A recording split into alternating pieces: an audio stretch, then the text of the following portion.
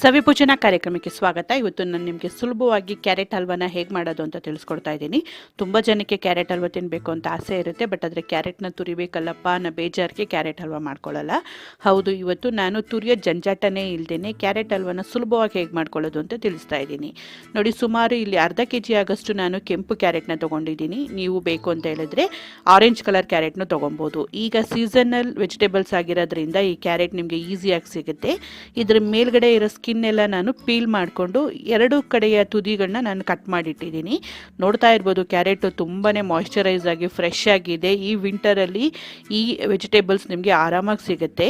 ಇದನ್ನು ನಾನು ಏನು ಮಾಡ್ತಾ ಇದ್ದೀನಿ, ರಫ್ ಆಗಿ ಈ ರೀತಿ ಸ್ಮಾಲ್ ಪೀಸಸ್ ಆಗಿ ಕಟ್ ಮಾಡ್ಕೊಳ್ತಾ ಇದ್ದೀನಿ. ನಿಮ್ಗೆ ಯಾವ ಸೈಜ್ಗೆ ಬೇಕೋ ಆ ಸೈಜ್ಗೆ ಇದನ್ನು ನೀವು ಕಟ್ ಮಾಡಿಕೊಂಡು ಎಲ್ಲನೂ ನೀವು ಈ ರೀತಿ ರೆಡಿ ಮಾಡ್ಕೊಬೋದು. ಇಲ್ಲಿ ನಾನು ಸುಮಾರು ಅರ್ಧ kg ಆಗಷ್ಟು ಕ್ಯಾರೆಟ್ನ ನೀಟಾಗಿ ರೀತಿ ಕಟ್ ಮಾಡಿಟ್ಟಿದ್ದೀನಿ. ಈಗ ಮೊದಲಿಗೆ ಗ್ಯಾಸ್ ಆನ್ ಮಾಡಿಬಿಟ್ಟು ಒಂದು ಕುಕ್ಕರ್ನ ಬಿಸಿ ಮಾಡ್ಕೊಂಡಿದ್ದೀನಿ. ಇದಕ್ಕೆ 1 ಟೀ ಸ್ಪೂನಷ್ಟು ತುಪ್ಪ ಹಾಕೊಳ್ಳೋಣ.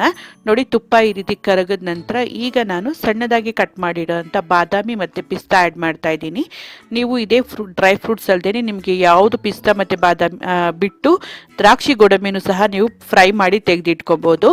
ನಾನು ಇಲ್ಲಿ ಸುಮಾರು 10 ಬಾದಾಮಿ 10 ಪಿಸ್ತಾನ ಆದಷ್ಟು ಸಣ್ಣದಾಗಿ ಕಟ್ ಮಾಡಿ ಹಾಕ್ಕೊಂಡಿದ್ದೀನಿ. ನಂತರ ನೋಡಿ, ಕ್ಯಾರೆಟ್ ಹಾಕ್ಕೊಂಡು ಇದನ್ನು ಚೆನ್ನಾಗಿ 1 ನಿಮಿಷ ಕಾಲ ಫ್ರೈ ಮಾಡಿದ್ದೀನಿ. ಈಗ ಇದಕ್ಕೆ ನಾನು 1/4 kg ಆಗಷ್ಟು ಸಕ್ಕರೆನ ಆ್ಯಡ್ ಮಾಡಿಕೊಂಡು ಈ ಸಕ್ಕರೆನ ಹೈ ಫ್ಲೇಮಲ್ಲಿ ಗ್ಯಾಸ್ನ ಇಟ್ಕೊಂಡು ಇದನ್ನು ಕರಗೋದಕ್ಕೆ ಬಿಡ್ತೀನಿ. ನೋಡ್ತಾ ಇರ್ಬೋದು, ಸಕ್ಕರೆ ಆಲ್ಮೋಸ್ಟ್ ಕರಗೋದಕ್ಕೆ ಶುರು ಆಗಿದೆ. ಈಗ ಏನು ಮಾಡ್ತಾ ಇದ್ದೀನಿ, ಇದನ್ನು ಹೀಗೆ ಕ್ಯಾರಮಲ್ ಅಂತಂದರೆ ಸಕ್ಕರೆ ಚೆನ್ನಾಗಿ ಕರಗಿ ಈ ರೀತಿ ರೆಡ್ಯೂಸ್ ಆಗಬೇಕು. ಒಂದು 1/4 ಭಾಗದಷ್ಟು ಸಕ್ಕರೆ ಆಗಬೇಕು. ಆ ರೀತಿ ಚೆನ್ನಾಗಿ ಇದನ್ನು ನೀಟಾಗಿ ಇದು ಮಾಡ್ಕೊಳ್ಳೋಣ. ನೋಡ್ತಾ ಇರ್ಬೋದು, ಸಕ್ಕರೆ ಆಲ್ಮೋಸ್ಟ್ ಈ ರೀತಿ ಕ್ಯಾರಮಲ್ ಥರ ಆಗ್ತಾ ಇದೆ. ಇದರಿಂದ ಏನಾಗುತ್ತೆ ಅಂತ ಹೇಳಿದ್ರೆ ನಿಮಗೆ ಒಂದು ಟೆಕ್ಸ್ಚರ್, ಅದು ತಿನ್ನಬೇಕಾದ್ರೆ ಒಂದು ಅಂಟಿನ ಥರ ಬರುತ್ತೆ ಮತ್ತು ಕೋವಾ ಫೀಲಿಂಗ್ ಬರುತ್ತೆ. ನೀವು ಕೋವಾ ಹಾಕಿರೋ ಫೀಲಿಂಗ್ ಬರುತ್ತೆ.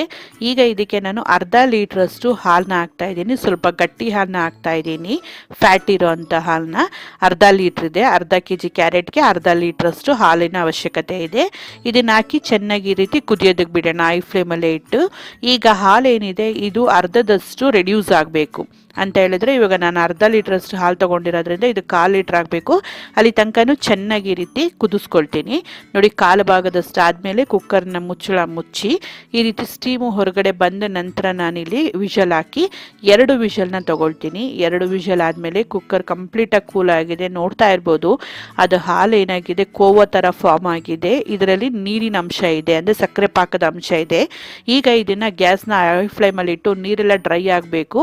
ಆ ರೀತಿ ಒಂದು ಸ್ಪ್ಯಾಚುಲಾದಲ್ಲಿ ಕ್ಯಾರೆಟ್ನ ಈ ರೀತಿ ಲೈಟಾಗಿ ಕ್ರಷ್ ಮಾಡ್ಕೊಳ್ಳಿ, ಸ್ಮ್ಯಾಶ್ ಮಾಡ್ಕೊಬೇಕು. ಮಾಡಿಕೊಂಡು ಹೈ ಫ್ಲೇಮಲ್ಲೇ ಇಟ್ಟು ಈ ರೀತಿ ನೀಟಾಗಿ ಮಿಕ್ಸ್ ಮಾಡ್ತಾ ಅದರಲ್ಲಿರೋ ನೀರೆಲ್ಲ ಡ್ರೈ ಆಗೋದಕ್ಕೆ ಬಿಡಬೇಕು. ಸ್ವಲ್ಪ ಹೊತ್ತಿನಲ್ಲೇ ಆ ನೀರೆಲ್ಲ ನೀಟಾಗಿ ಡ್ರೈ ಆಗ್ತಾ ಬರುತ್ತೆ. ಈಗ ನೋಡ್ಬೋದು, ನೀರಿಂದು ಸ್ವಲ್ಪ ಪಸೆ ಇದೆ. ಇದಕ್ಕೆ 1 ಟೀ ಸ್ಪೂನಷ್ಟು ನಾನು ತುಪ್ಪನ ಆ್ಯಡ್ ಮಾಡಿಕೊಂಡು ಚೆನ್ನಾಗಿ ಇದರಲ್ಲಿರೋ ನೀರಿನ ಅಂಶ ಎಲ್ಲ ಹೋಗಬೇಕು. ಅಲ್ಲಿ ತನಕ ಚೆನ್ನಾಗಿ ಇದನ್ನು ನಾನು ಏನು ಮಾಡ್ತಾ ಇದ್ದೀನಿ, ಫ್ರೈ ಮಾಡ್ತಾನೇ ಇದ್ದೀನಿ. ಇದು ಪ್ಯಾನಿಂದ ತಳ ಬಿಟ್ಕೊಂಡ್ಬರ್ಬೇಕು. ಅಲ್ಲಿ ತನಕ ನೀಟಾಗಿ ಕೈ ಬಿಡದೇ ಇರೋ ಥರ ನೀಟಾಗಿ ಫ್ರೈ ಮಾಡ್ತಾ ಇದ್ದೀನಿ. ನೋಡಿ, ಆಲ್ಮೋಸ್ಟ್ ರೆಡಿ ಆಗಿದೆ. ಪ್ಯಾನಿಂದ ಸಪ್ರೇಟ್ ಆಗ್ತಾ ಇದೆ ಇದು. ಈಗ ಲಾಸ್ಟಲ್ಲಿ ನಾನು ಏನು ಮಾಡ್ತಾ ಇದ್ದೀನಿ, ಇಮಿಡಿಯೇಟಾಗಿ ಗ್ಯಾಸ್ನ ಆಫ್ ಮಾಡಿಬಿಟ್ಟು ಇನ್ನು 1 ಟೀ ಸ್ಪೂನಷ್ಟು ತುಪ್ಪನ ಆ್ಯಡ್ ಮಾಡಿಬಿಟ್ಟು ನೀಟಾಗಿ ಮಿಕ್ಸ್ ಮಾಡಿ ಸರ್ವ್ ಮಾಡೋಣ. ಖಂಡಿತವಾಗ್ಲೂ ಈ ವಿಂಟರ್ಗೆ ಈ ರೀತಿ ಹಲ್ವಾ ಮಾಡ್ಕೊಂಡು ಬಿಸಿ ಬಿಸಿಯಾಗಿ ತಿಂತಾ ಇದ್ರೆ ಅದ್ರ ತಿನ್ನೋ ಮಜಾನೇ ಬೇರೆ. ನೀವು ಕೂಡ ಈ ರೆಸಿಪಿನ ಖಂಡಿತವಾಗ್ಲೂ ಟ್ರೈ ಮಾಡಿ ಹೇಗೆ ಬಂದಿದೆ ಅಂತ ನಿಮ್ಮ ಅನಿಸಿಕೆ ಅಭಿಪ್ರಾಯಗಳನ್ನ ಕಮೆಂಟ್ ಮಾಡೋದು ಬರಿಬೇಡಿ. ನ್ಯೂ ಇಯರ್ನ ನಾನು ಈ ಸಿಹಿಯಾದ ರೆಸಿಪಿಯೊಂದಿಗೆ ಶುರು ಮಾಡ್ತಾ ಇದ್ದೀನಿ. ನಿಮ್ಮೆಲ್ಲರಿಗೂ wish you happy new year and thanks a lot for watching this video.